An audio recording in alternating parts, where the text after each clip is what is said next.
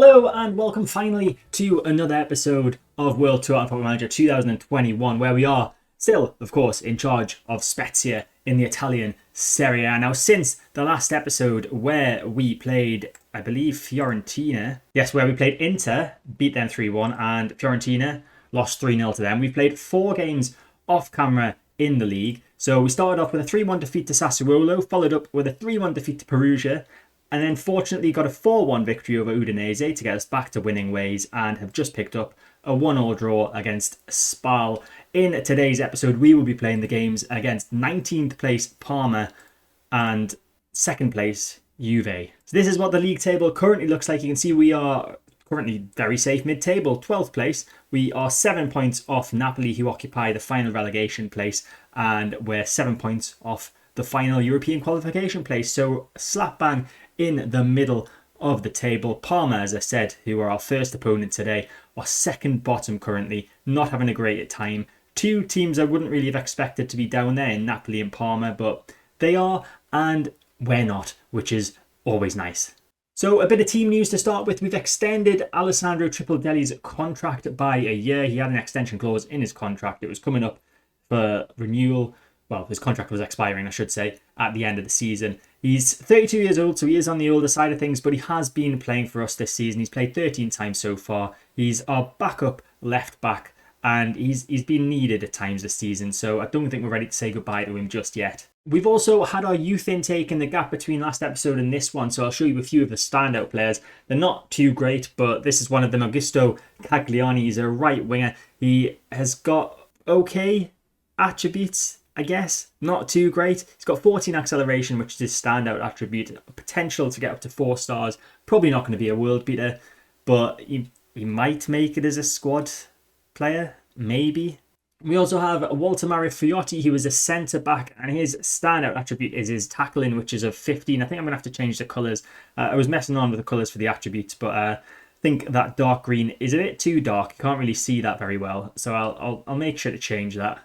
There we go, them colours are a bit better. So you can see there, Mario Fiotti's tackling at 15 and his bravery of 16 are his highest attributes. Potential to be about 3.5 stars, so again, not really going to be a world beater, but he might be able to do a job for us at some point, possibly, especially if he gets some of his other defensive technical attributes up to the same level as his tackling is. And you may be wondering why I've come to the club info screen, but the reason is, well, down here in the finances section, you can see we're apparently in the process of a board takeover. So I got an email in my inbox on the 5th of April to say that there was a transfer embargo placed upon the club, as the board could be changing hands. We could be getting a new owner, and that new owner would want to install a new manager. So I could be on my way out of Spezia. We'll just have to wait and see. Thankfully, it's not the transfer window, so it won't make too much of a difference, provided that the embargo and the whole board takeover doesn't take longer than a few months. So it's finally time now for the first of today's 2 matches. It's the home game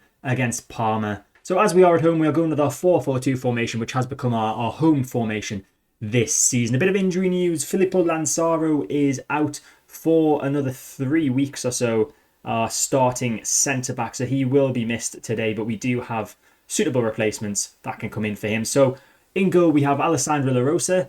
At right back is Frederick Lintner. Mitev and King are our centre-backs, and Alan Lung is at left back today. Adriano Lucidi is our right winger. Nikola Dobric is our left winger, with Matteo Marini and Vanni Chili in centre midfield. Then we have Antonio Miguel and Alessio Landi up front. So the majority of our fans on social media look like they're feeling pretty positive about this one, apart from Amadeo Nebula, who says it's a very hard one to call. If we were remotely in form, then I'd be more confident. We've got back into form. We've got a win in the draw in our last 2 games. That's pretty good going. A 4-1 victory over Udinese is nothing to complain about. So here we go. Of course, we are the home team. There is our form. 3 losses, a win and a draw in our last 5 games. But the win and draw coming more recently than those defeats. Parma, on the other hand, terrible form. 4 defeats out of the last 5. 1 draw. Hopefully, that doesn't mean that they're going to get a victory against us today. And there is the league table, which I've already shown you. Us, of course, in 12th. Parma in 19th. Victory for us today could take us possibly up a place, but it's not very likely given the goal difference. We are in our white and black home kit. Parma are playing in their yellow away kit, and hopefully we're going to get a win. So throw-in for us deep in the Parma half. It's Lindner with the throw-in. Lucidi knocks it down to Marini. Marini's in the box now. Ball at the back post. Dobric is there. It's off the bar. And Landy can't get the rebound. The goalkeeper claimed that very nicely. Another throw-in though. Lindner from the right-hand side again. Cleared, but it's going to come to Chile in centre midfield. Lung in plenty of space on the left-hand side. Can he get a ball in? He's into the box now. Don't know what he was trying to do there. And he's given the ball away, but there's a deflection, and that's fallen to Landy, who very fortunately, and Alessio Landy has given us the lead. 13th goal of the season for him. I don't really know what happened. So a terrible defensive mix-up from the Parma defence there. We'll take a look at the replay. Lung had the ball, sort of dawdled on it a bit too long. The Parma player managed to win the ball back. Nicolucci couldn't get possession. Evian then just smashed it off our player, and Landy was fortunate enough to have the ball fall at his feet, very close to the goal, and he smashed it past the keeper. Palmer with a throw-in inside our half. Could this be their first opportunity of the game? Evian with the ball in. Lagreca's there, but it's headed away. Now it's Nicolucci to Mir. Back to Nicolucci. And Mila again. They're just passing it amongst themselves. Hopefully we can win the ball back and launch an attack of some sort. Evian, the man who smashed the ball off our player for our goal. But there's what's his name? Daniel Teodorescu has got the equaliser for Parma. And Evian gets the assist to make up for that terrible clearance which led to our goal, and it's back on level terms. So we reach half-time, and there's nothing between the two sides on the score sheets and really in the game as a whole. But we've had 6 shots, they've had 8 shots, we've had 2 on target, they've had 4 on target. XG of 0.69 for us, 0.65 for them. Let's head to the dressing room and give the lads a bit of a team talk. I'm going to say we're the favourites here, so go on out there, give the fans a performance to cheer for. It's inspired and motivated Matteo Marini in the centre midfield. Let's see if we need to make any changes. Performance-wise, everyone's doing okay. No one looking horrifically bad. Everyone's pretty decent condition-wise as well. So I don't think we do need to make any alterations as we head into the second half. Hopefully we can go out and grab a winner. Corner. Marini to take it from the right-hand side. Whipped in. Dobric is there. It's headed away by Lagreca. And Tony Miguel's going to get it very deep for the striker, but he's moving it back forward now, down the right-hand side. Finds Marini, the corner taker. Ball in. Landy's there with a header, and that's wide from him as I get marbles stuck in my mouth and can't get words out. Free kick. Marini takes it beautifully, and King's going to get it. He gets the rebound. Leon King with his 3rd goal of the season. The centre-back up for the free kick, pouncing on the rebound like a striker would have done. Marini with a great free kick attempt to start off with, and the goalkeeper would have thought that he'd made an excellent save. In all honesty, Marini whipped it in. Actually, Plazzari could have probably done a bit better there. He could have probably held on to that. But Leon King, not going to complain. Goal line technology. What's going on here? I don't know what's happening. Okay, that was weird. Very, very strange camera angle. I don't know how we would be able to see if that was over the line or not. Throw in for Palmer on the left-hand side, and Tender finds Mila. Mila whips it in. Lagreca's there, and they've equalised again. Ettore Lagreca, this time his 1st goal of the season, and Parma are level once more, and we are going to make some changes. So Gian-Domenico Faidi looks motivated on the bench. We've got Leon King looking quite angry in the centre of defence. I know he's scored, I know he's having a decent game, but we don't want him to get sent off, so we're going to bring Faidi on for him. Miguel's looking a bit nervous up front, so we're going to take him off as well. And we will bring on... Who should we bring on? Bring on Emanuele Pecorino, I think. There's 2 changes made. See if that makes a difference. Faidi with the free kick just inside the opposition's half. Lung's got it now. Finds Dobric. Lovely ball to Landy. Landy in the box now. Pecorino's there, the substitute. And it's taken off him by the defender at the last minute. I thought that was going to be a super sub goal for Pecorino, but it wasn't to be. We've got less than 5 minutes to go now. And I think we deserved the win today. To be fair, we've got a man on a 6.5 in Adriano Lucidi, so we're going to take him off as our last substitution. Haristov, who's looking motivated, can come on for him. We'll see if anything can happen for us in the final few minutes of the game. But the answer to that is no, it can't. As it seems, the managers are wearing matching outfits. That's nice. We're both wearing the same thing. But it's ended 2-2 here. A very close game on the score sheet. Parma having more shots, but they must have been from further out because our XG is a lot higher than theirs is. 2.04 for us, 1.62 for them. But we've not managed to win against a team we should probably be beating given their recent form. But at least we've not lost. I'm going to say you were unlucky today because I think we were a bit. We had plenty of opportunities. So that result leaves us sitting stuck in 12th place in the league table on 38 points. Quite a few of the teams below us have got a game in hand on us, but they're not close enough to be able to overtake us. We are currently 8 points clear of the relegation zone and 7 points away from the European places. Not that I think we're going to get European football. We've got 6 games left in this season, but of course we do have a big game coming up next against Juve, who are yet to play this weekend. They are currently second in the table, just 12 points behind Lazio. They'll be hoping to continue their attempt to challenge Lazio for the title. And we've had a shock in the league. Juve have lost to Bologna. I guess it's not a shock. I've just seen where Bologna are in the league. How are Bologna in third? That's madness. So Juve could have just handed the title to Lazio. I mean, the chances of Lazio dropping so many points to not win the title was very, very low. So here we go. It's time for the second match of the episode. It's away from home against current second placed Juve. We've dropped down to 13th because Fiorentina have played their game in hand. Not a game in hand. We've got a game in hand over Fiorentina now. They're just 1 point above us. So a victory today, as unlikely as it is, could actually take us up to 11th, depending on how Cagliari do against Napoli. And Napoli, of course, needing a victory. It is getting quite tight down there. We don't want to get dragged in to the relegation battle. We are currently 8 points clear, but of course, defeat today, that could send us just down to 5 points clear. So just the one personnel change from the last match. We have made a tactical change as well. We've gone to our away formation of our 4-3-3. So Shabalala has come in at defensive midfield, and it is Antonio Miguel who has come out of the team for Shabalala. Alessio Landi, the sole man up front. Lucidi and Dobic playing as wingers, of course, same 2 centre midfielders as last game, and the same defence and goalkeeper as last game too. So hopefully we can do something that I don't think we've managed to do and try and beat Juve, maybe. So we've got a stat just before the game that Juve are unbeaten in 11 matches against us. However, they are in pretty poor form at the moment. They've lost 3 of the last 5, only winning 2 of those. We aren't in great form either, though.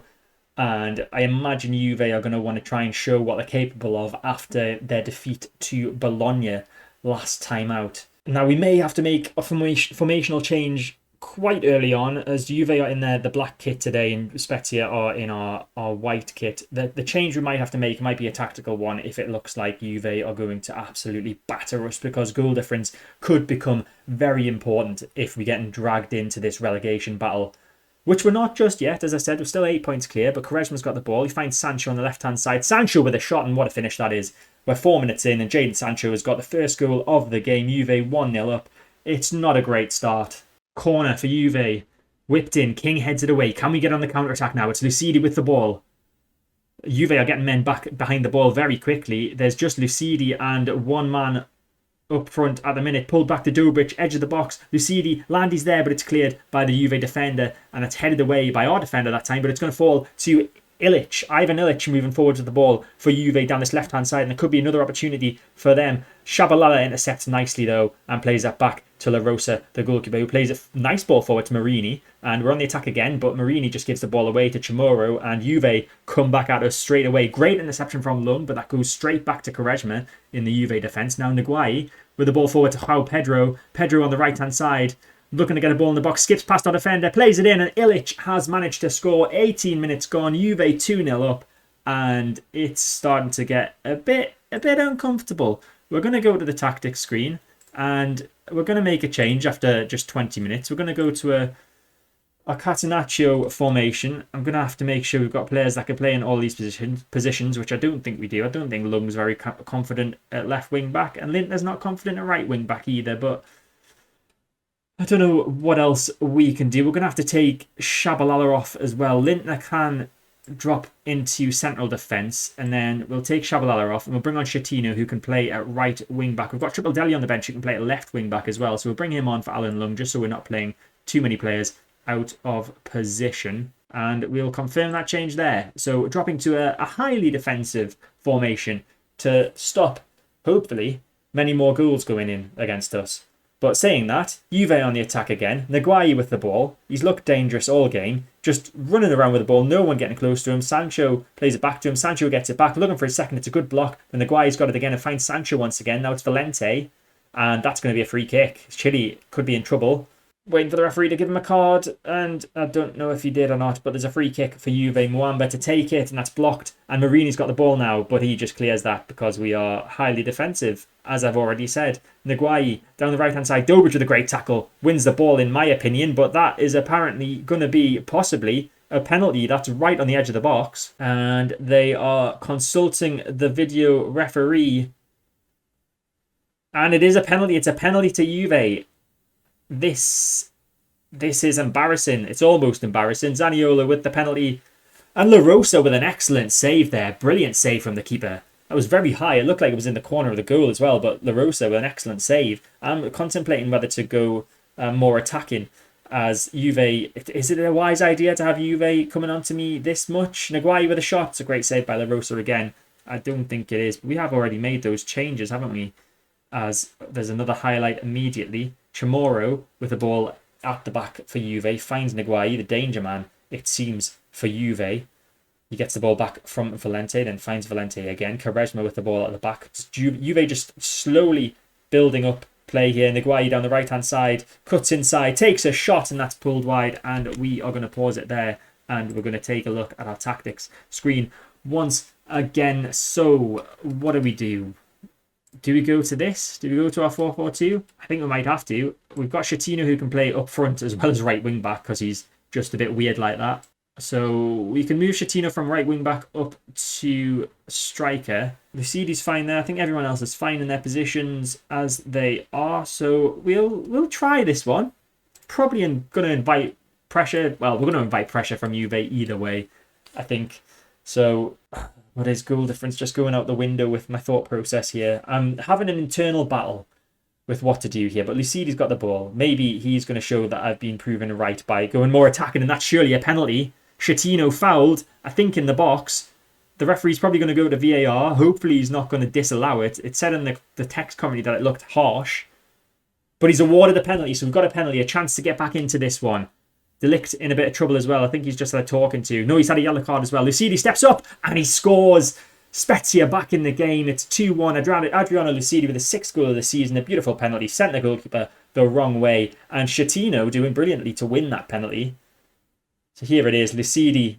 Beautiful penalty. Very low. And when the goalkeeper goes the wrong way, it's likely it's going to go in. La Rosa with the goal kick. Can we get an equaliser before half-time? Was that too much positive thinking? I think it might be. As Zaniolo is moving forward with the ball, he finds Joao Pedro in tons of space. Pedro has got Juve back their 2-goal advantage, and he's scored his 30th goal of the season. A ridiculously high number of goals for him this season as we reach half-time, and it is indeed 3-1, but I'm glad we've gotten the score sheet, and I think the 4-4-2 formation is probably the best idea. Now, I don't want to say I'm pleased with how things are going, because we're losing 3-1, so I'm going to say, with Pump Fist, I don't think any of you played as well as you're capable of in the first half. Make up for that in the second. It's inspired and motivated a couple of them. We've, of course, made 2 changes already, so we've only got the 1 change left to make. We've got a few players on 6.4s as well. Chile, in particular, looking anxious in centre midfield, but we're just going to leave those players out there for now, as we could get an injury, and we don't want to be playing against Juve with 10 men. We've got a throw in on the left-hand side. Triple Deli, one of the substitutes that we've already brought on, finds Landi. He just plays that nonsensically into the centre of the pitch and finds a Juve player as Mwamba with a long-distance shot over the bar. Throw in for Juve. Boss takes it. He finds Valente. Ball into the box.